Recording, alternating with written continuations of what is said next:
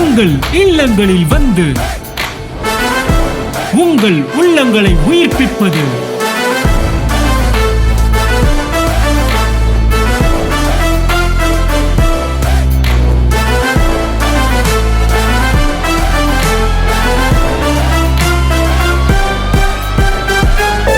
உங்கள் channel DJ.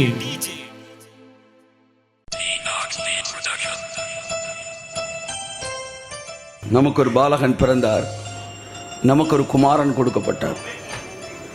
So இந்த பூமியில் யார் யாரோ சொல்லுவாங்க நான் உனக்காண்டி பிறந்தேன்னு. நமக்காண்டி பிறந்தவன்ல எவனும் கிடையாது. அதெல்லாம் டாவுன்னு வச்சுக்கோங்களேன். வேற யாரையோ முடிச்சிருந்தா அவங்ககிட்ட இதே டைலாக் சொல்லியிருப்பாங்க, உங்களுக்காக தான் நான் பிறந்தேன்.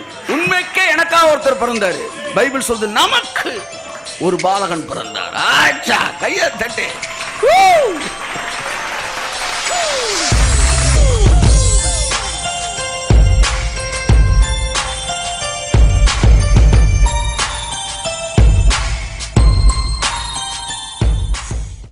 இயேசு கிறிஸ்துவ நாமத்தினாலே உங்களுக்கு வாழ்த்துக்கள் கூறி உங்களை வரவேற்கிறேன்.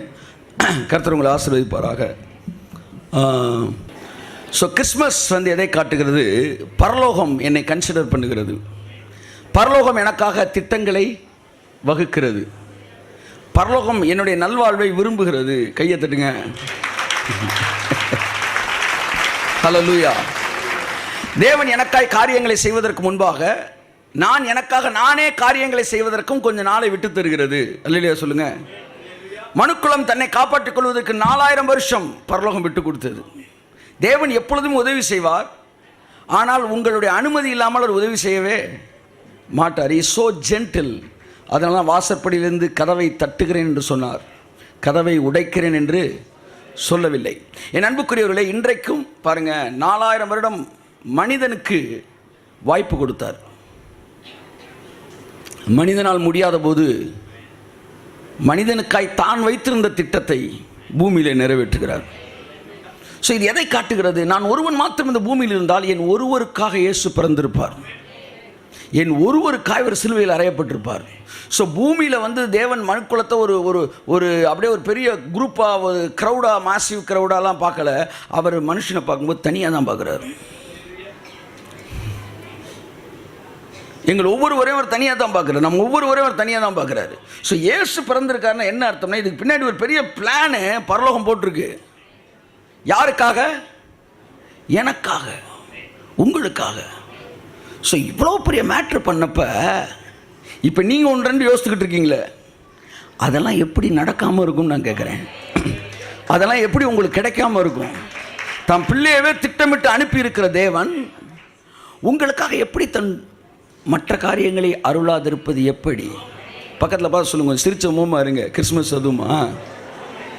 ஆமாம். ஹல்லேலூயா. ஒரு ஆளுக்காண்டி எல்லாரையும் போட்டு கொல்ல வேண்டியது இருக்குது. உங்கள் கடன் பிரச்சனைலாம் பெரிய விஷயம் இல்லை, அவர் கையில் நீங்கள் கொடுத்துட்டீங்கன்னா. ஆமாம். உங்கள் வியாதி ஒரு பெரிய விஷயம் இல்லை, அவர் கையில் கொடுத்துட்டீங்கன்னா.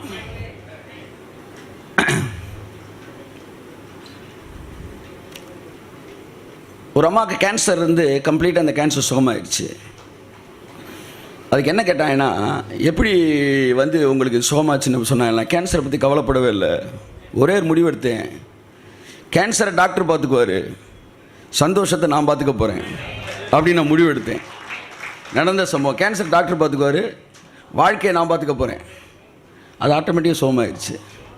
அது அவர் பொறுப்பு. நான் சொல்கிறேன், உங்களை சுகமாக்குறது அவர் பொறுப்பு, உங்களை ஆசீர்வதிக்கிற அவர் பொறுப்பு, சந்தோஷமாக இருக்கிற மட்டும் தான் உங்கள் பொறுப்பு. கையை தட்டு.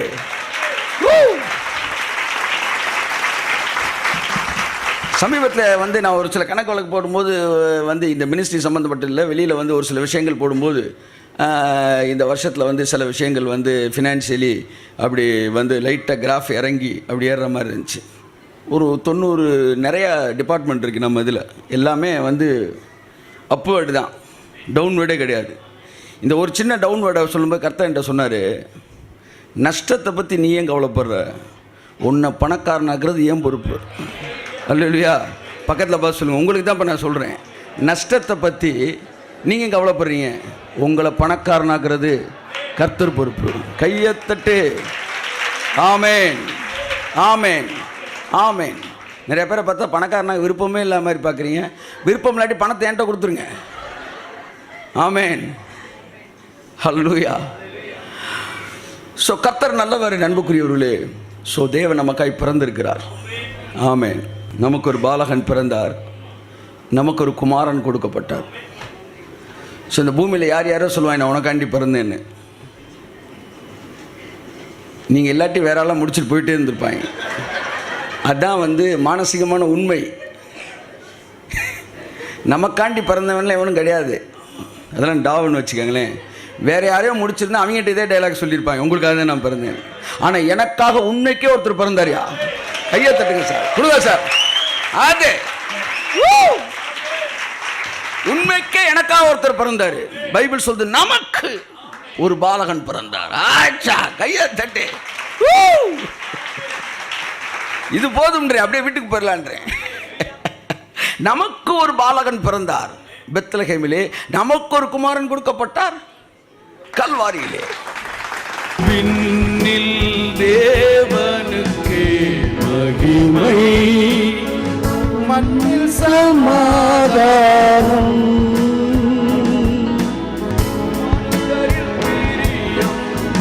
வளர்ந்ததும் உந்தன் மாதயவே தயவு.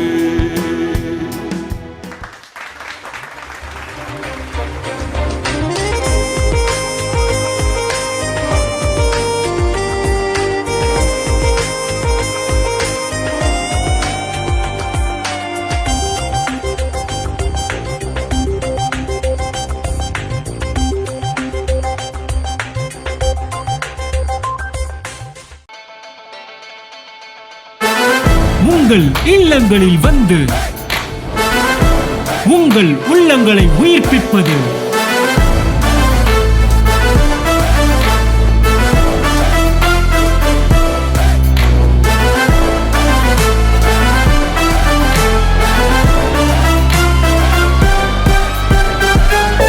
உங்கள் சேனல் டிஜே.